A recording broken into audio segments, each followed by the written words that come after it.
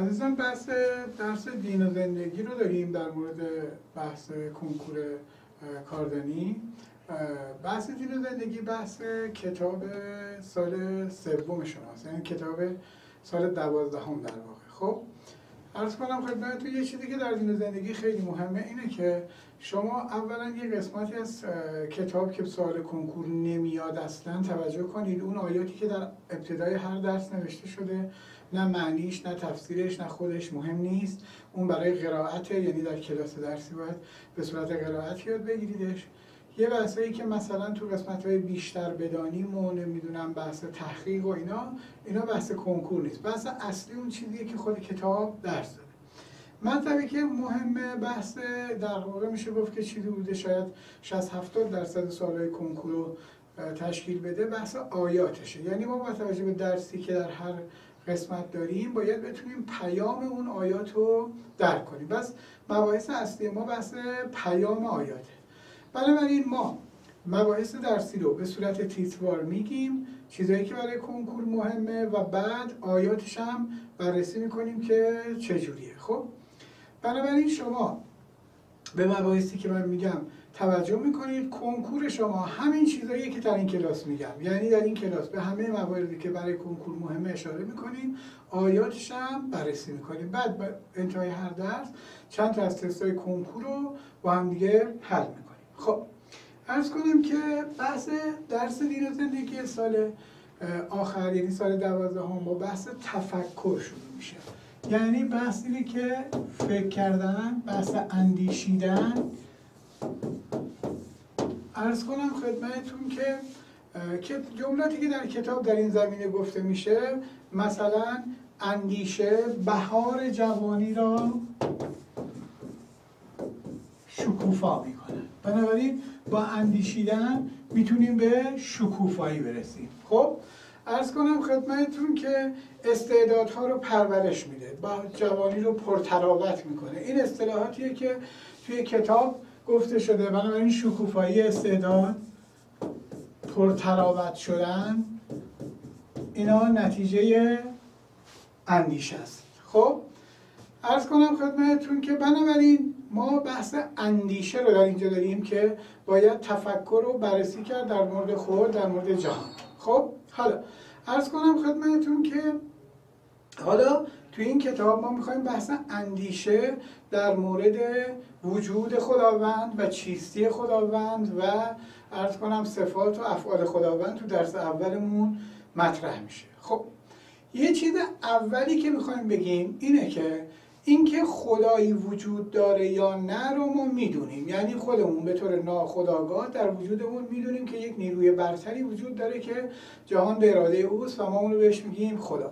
اینو بهش میگن خداشناسی فطری. بنابراین خداشناسی فطری یعنی ما بدون دلیل، بدون اثبات، بدون عقل، خود به خود در دلمون خدا رو میشناسیم. بنابراین خداشناسی فطریه، یعنی ما در درونمون خدا رو میشناسیم. اما عرض کنم خدمتتون که پس چرا قرآن دوباره استدلال میاره؟ بنابراین خداشناسی شد یک امر فطری که همه خدا رو میشناسن، اما برای اینکه عمیق‌تر خدا رو بشناسیم خداوند ما رو به تفکر دعوت میکنه. یعنی با تفکر در جهان، با تفکر در خودمون و با تفکر در موجودات میتونیم خدا رو بیشتر و عمیق‌تر و دقیق‌تر بشناسیم. خب عرض کنم خدمتتون بنابراین ما با اندیشه و تفکر خداوند رو عمیق‌تر و دقیق‌تر میشناسیم. خب بنابراین یه خدایی وجود داره و این خدا جهان رو خلق کرده و ما به طور ذاتی، به طور درونی، به طور فطری ایشونو میدونیم که هست. اما آیا این خداوند مانند بقیه موجوداته یا نه؟ و این هستی جهان از خود انسانه، از یک موجود دیگه است یا از چیزی که فراتر از انسانه؟ ببینید بچه‌ها، دو تا اصطلاح رو باید یاد بگیرید. یه واژه موجود، یه واژه پدیده. پدیده، موجود یعنی هر چیزی که وجود داره و پدیده یعنی چیزی که پدید اومده، یعنی موجود دیگه اینو به وجود آورده. عرض کنم خدمتتون که همه موجودات که ما میشناسیم پدیدن، یعنی به وجود اومدن، یعنی از یک موجود دیگه ای نشأت گرفتن، اما خداوند پدیده نیست و چیزی که خودش پدیده باشه و احتیاج به موجود دیگه ای داشته باشه نمیتونه که جهانو خلق کنه. درست شد؟ بنابراین خداوند رو یاد میگیریم که موجود هست، یعنی وجود داره، اما پدیده نیست. خب عرض کنم خدمتتون که آیه کتابمون، ببینید بچه‌ها، شما برای پیام آیه لازم نیست که اصلاً بخواید عرض کنم خدمتتون که آیه رو دقیق بخونید، قرائتش درست باشه، عرض کنم خدمتتون که معنیشو دقیق بدونید. نه معنی خیلی مهمه، نه قرائت خیلی مهمه. البته بحث قرائت از به اصطلاح تفهیم مطالب قرآنی خیلی مهمه و قرائت خیلی مهمه از جهت اینکه شما با قرآن انس بگیرید، اما برای تست کنکور خیلی لازم نیست. شما قراره پیام کلی اون بیت رو بفهمید یا اون اون آیه رو متوجه بشید. خب حالا عرض کنم خدمتتون که حدیثی که اینجا داریم میگه افضل العبادت، بنابراین افضل العبادت، شما همین قرار بلد باشید. افضل العبادت یعنی برترین عبادت ها. پس برترین عبادت ها چیه؟ تفکر فی الله، تفکر در مورد خداوند. پس این آیه، اگر این حدیث اگر اومد که شما قراره بگید که اولا در مورد احادیث یادتون باشه توی تستای کنکور از 7-10 سال اخیر اصلا مطرح نیست که این حدیث از چه کسیه، یعنی حدیث پیامبر، حدیث امام. این حدیث پیامبره، اما مهم نیست که حدیث پیامبر، حدیث امام علیه یا آیه قرآن، مهم نیست. مهم اینه که پیام این جمله، این حدیث، این آیه رو متوجه بشیم. پس افضل العبادت تفکر فی الله، بس برترین عبادت تفکر در راه خداست. همین میتونه به صورت تست کنکور بیاد که از نظر پیامبر افضل العبادت تفکر در مورد فلان فلان فلان، یا اینکه اصلا افضل العبادت چیه؟ تفکر نماز چیه. درست شد؟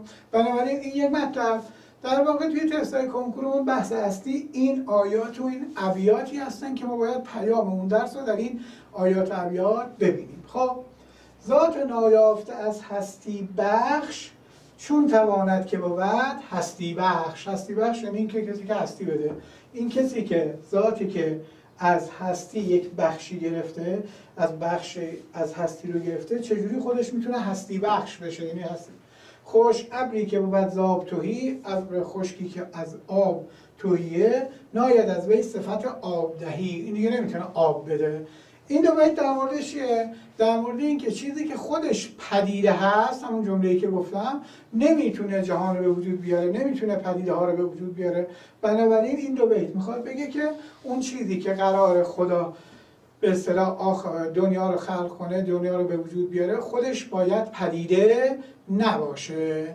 بنابراین خداوند پدیده نیست. خب حالا خداوند یک عرض کنم خدمتتون جهان رو خلق کرده. خب ما یک سری موجوداتی هم داریم، مثلا میگیم آقا یک ساختمون هم یک بنا ساخته. میخوایم فرق این خلقت خداوند با این به اصطلاح خلقت یک بنا رو بفهمیم. خب عرض کنم خدمتتون که ما هیچ وقت به اون بناه نمیگیم که ایشون خالقه. بنا یک مسجدی، مثلا تو کتابتون مثال داده مسجد گوهرشاد مال دوره تیموریان هست، اون بنا الان نابود شده ولی اون بناه سر جاشه.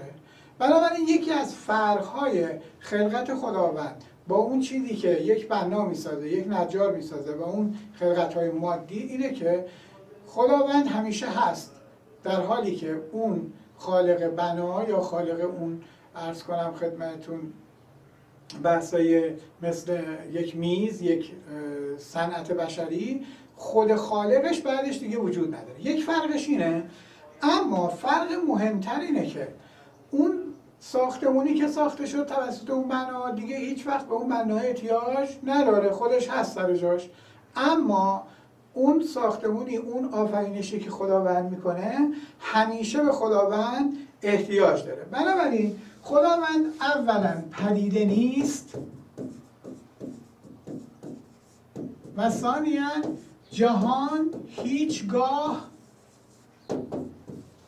جهان هیچگاه به اصطلاح از احتیاج خداوند بیرون نمیره، یعنی هیچگاه بدون خدا پایدار نیست. یعنی پایداری خداوند، پایداری جهان به خداوند ربط داره و جهان بدون خدا نمیتونه بمونه، در حالی که گفتیم بقیه موجودات میتونن بدون اون خالق بشری، خالق طبیعیشون به حیات خودشون ادامه بدن.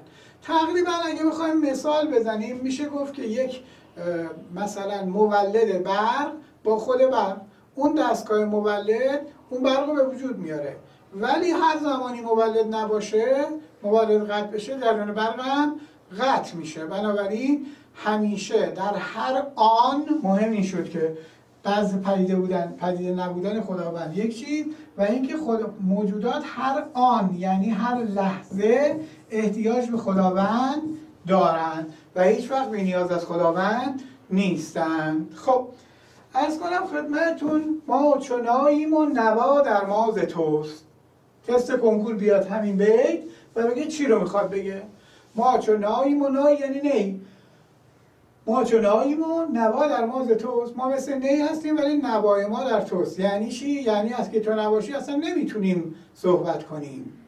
بحث اصلی در واقع شما هستی و اگه شما نباشی ما چو کوهیم و صدا در ما ز توست، یعنی ما مثل کوه هستیم، ما فقط هر چی که شما به ما میگی ما انعکاس میدیم. در واقع این ابیات عرض کنم به این اشاره داره که خداوند اگه نباشه، اگه الطاف الهی نباشه، انسان نابود میشه. بحث خلقت موجودات نیست یا انسان‌ها نیست، بلکه اینکه انسان‌ها و موجودات در تداوم زندگیشون هم به خداوند احتیاج دارن. پس اگر همچین بیتایی به عنوان تست کنکور اومد، جوابش باید این باشه که خداوند موجودات هر آن به خداوند احتیاج دارد. ما که باشیم ای تو ما را جان جان، تا که ما باشیم با تو در میان.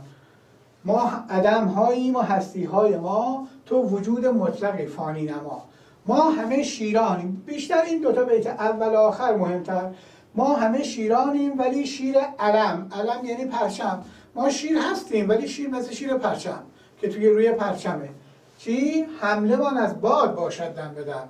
یعنی اگه اون باد بوزه اون شیر علم حرکت میکنه وگرنه حرکت نمیکنه. یعنی اگه تو عنایت نکنی ما حرکت نداریم و اینکه کارهای ما تحت عنایت شماست و اینکه ما هر آن به خداوند احتیاج داریم. خب این آیاتی هم که اینجا داریم در همین موضوعه، یعنی ما همیشه به خداوند احتیاج داریم و همیشه خداوند باید به ما عنایت داشته باشه و اینکه این هر آن هر لحظه تستای کنکور بگذارد. یا ایها الناس انتم الفقرا، شما فقیرید مردم. باز گفتم معنی آیه قرار نیست دقیقاً آموخته بشه، قراره وقتی ما این آیه رو دیدیم متوجه بشیم در چه مورده. شما فقیرید و هو غنی الحمید، ایشون غنیه، بنابراین فقیر به غنی احتیاج داره، بنابراین ما هر آن هر لحظه احتیاج داریم که به شما. درست شد؟ بنابراین آیه در مورد این که انسان به اصطلاح هر لحظه به خداوند محتاجه. یسأله یعنی سوال میکنن. سوال کردن علاوه بر اینکه به معنی پرسش کردنه، به معنی درخواست کردن، به معنی گدایی کردن، به معنی طلب کردن هم هست. اینجا میخواد بگه طلب میکنن، هر چه در آسمان و زمین است هر لحظه دارن از خدا طلب میکنن. بنابراین درخواست میکنن از خداوند پیوسته، همیشه.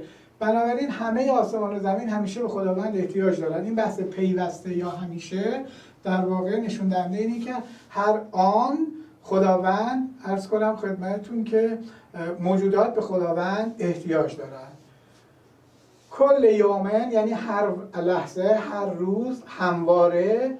هو فی شأن، او در کاریه، در شأنیه، در انجامیه. پس در هر لحظه ایشون در کاریه، در انجام کاریه، در واقع دستن در کار امری است.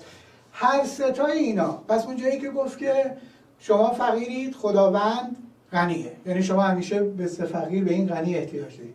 اون جایی که میگه سوال میکنن یعنی درخواست میکنن هر لحظه، هر چی که در آسمان و زمین است و اینکه خداوند هر لحظه، هر روز در یک کار در یک کاریه. یعنی اینکه خداوند اینجوری نیست که خلقت کرده باشه دیگه به موجودات کار نداشته باشه، بلکه هر لحظه در انجام کاریه. بنابراین همه موجودات هر آن به خداوند احتیاج داره. ببینید بچه‌ها، تست کنکورمون معمولا این نیست که بخواد بگه آقا کدوم جمله درسته، انسان‌ها همیشه به خدا احتیاج دارن یا هیچ وقت. نه، یکی از این ستایه یا یکی از اون ابیاتی که گفتم سوال کنکوره، بعد به شما میگه که این پیام این چیه.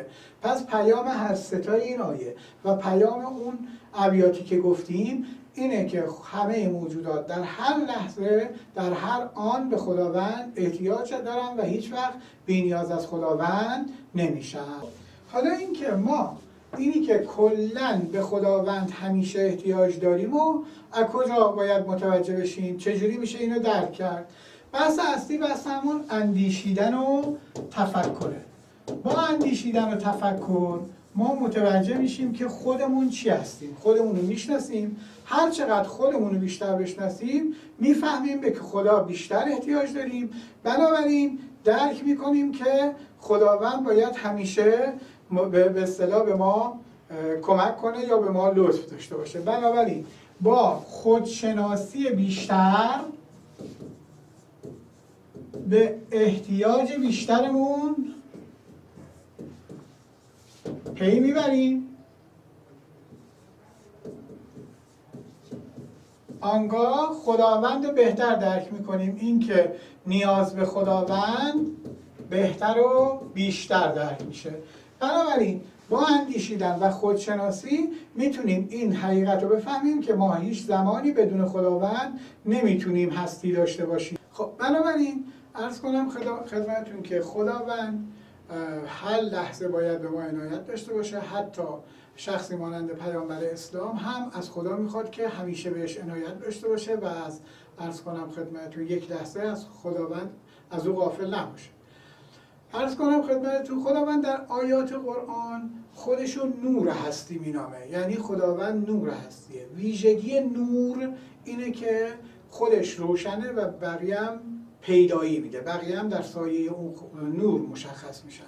بنابراین ما میتونیم بگیم که این بحث نور خداوند نور جهانه به این معنیه که همه جهان یک تجلی، یک بازتابی از خود خداوندن و اگه خداوند نباشه کل جهان وجود نداره. خب بنابراین اینجا بحث اصلی این شد که ما با تفکر باید بدونیم که هر لحظه هر آن به خدا احتیاج داریم و خداوند مانند نوریه که ما رو مشخص میکنه، در واقع به ما تجلی میبخشه و همه موجودات در واقع تجلی صفات خداوند، قدرت، حکمت، علم و بقیه هستند. بنابراین بریم سراغ حدیث پیامبر. پیامبر میگه که اللهم ای خدای من،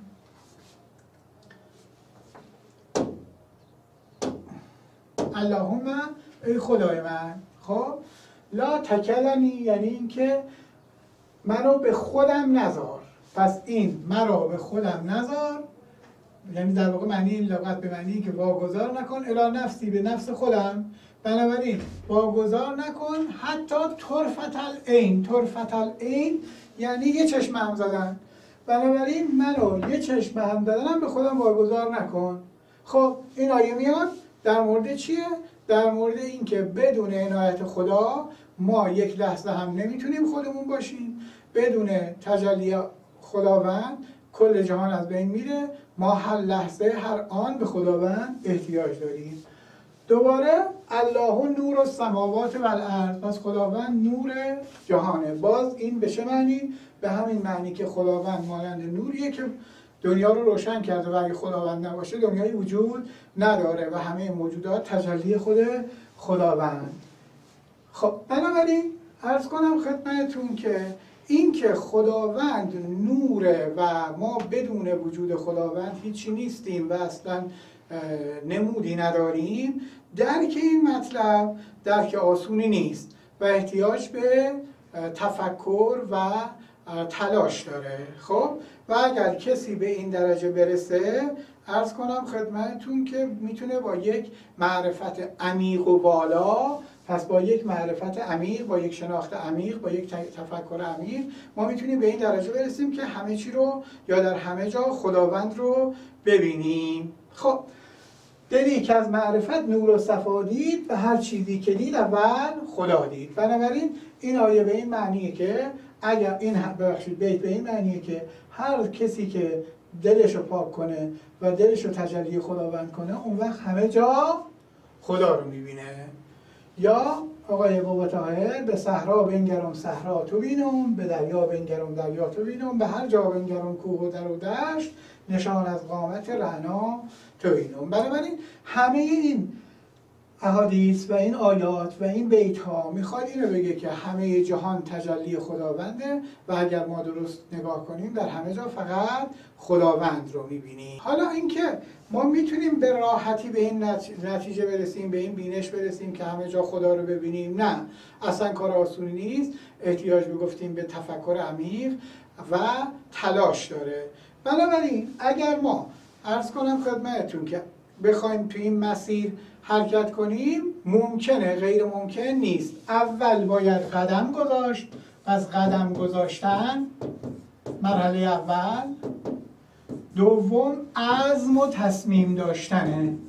عزم و تصمیم داشته باشیم یعنی اینکه به هدفمون ایمان داشته باشیم و منصرف نشیم و این قدم گذاشتن گاه به گاه نباشه، مداوم باشه، اما در کنارش باید توکل کنیم به خدا. بنابراین با عزم و با قدم گذاشتن، عزم داشتن و توکل به خدا در نهایت میتونیم این معرفت رو عرض کنم لذتش رو بچشیم. چشیدن لذت معرفت خداشناسی، یعنی در واقع با این وسیله میتونیم در اون موقع خداوند رو در همه جا ببینیم و اون وقت از این لذت ببریم.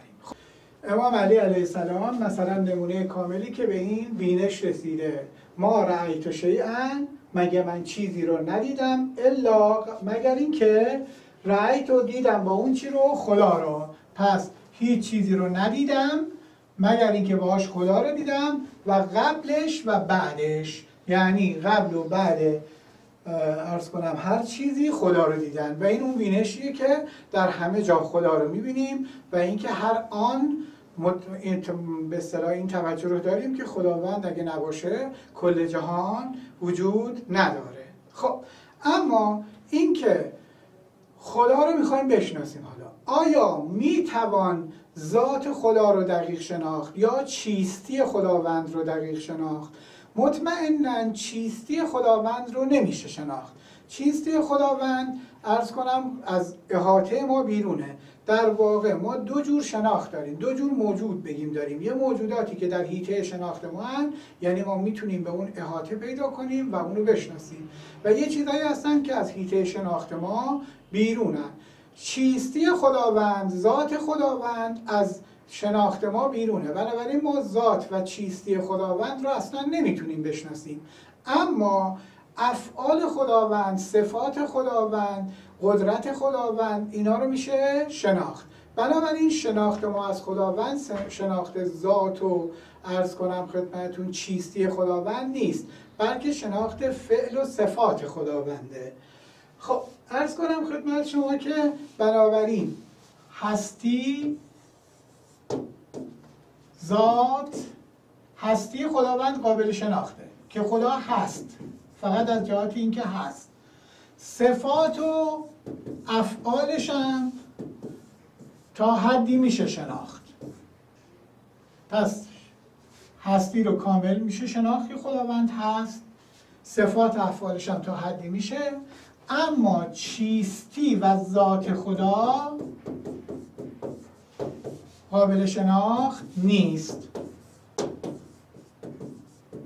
یکی از، یعنی شاید بگم مهمترین مطلب این درس تفهیم همین مطلبه که ما بدونیم که هستی خداوند رو میشه شناخت، صفات و افعالش هم تا حدی میشه شناخت، اما چیستی خداوند قابل شناخت نیست. به خاطر همینه که پیامبر اسلام میفرماید که تفکروا فی کل شیء، در هر چیزی تفکر کنید، ولا تفکروا، بنابراین تفکر نکنید در چی؟ در ذات الهی. پس ذات الهی یعنی همون چیستی خداوند و پیامبر میگه در ذات خداوند تفکر نکنید، به خاطر اینکه شما ذات خداوند هیچ وقت درک نمی‌کنید. بنابراین در صفات خداوند، در افعال خداوند تفکر کنید. در اینکه خداوند هست تفکر کنید، اما در اینکه خداوند چیست تفکر نکنید. خب عرض کنم که مباحث درس اول همینا بود. حالا یک سری تست ها از این بحث میخوایم حل کنیم تا ببینیم که تست های کنکورمون به چه شکلیه. خب تست های درس اول عرض کنم معمولا توی تست های کنکورمون از هر درسی یه دونه تست هست برای آزمون شما که آزمون بچهای کاردانیه، ولی در کتاب کاردانی با کتاب بچهای تجربی ریاضی فرقی نمیکنه. بنابراین ما باید به تستای اونا هم مسلط باشیم. حالا ما یک نمونه تستایی که بیشتر سال 98 به عنوان سوال بوده با هم دیگه بررسی میکنیم تا ببینیم چجوری. خب در حدیث تفکر فی کل شیء و لا تفکر فی ذات الله، این سوال کاردانیه. عرض کنم خدمتتون که سال 98 بوده. خب تفکر فی کل شیء که گفتیم تفکر کنید در هر چیزی ولی در ذات خدا تفکر نکنید. خب گفتیم هستی خدا رو میشه شناخت یا چیستیشو. بحث اینه که فکر نکردن درباره چه چیزی را توصیف میکند. فکر نکردن، عرض کنم خدمتتون فکر نکردن، نه اینکه فکر کردن. در واقع خداوند اینجا میخواد بگه به چی فکر نکنید. به چی فکر نکنید؟ به چیستی خداوند. به چیستی خداوند فکر نمی کنیم. چرا؟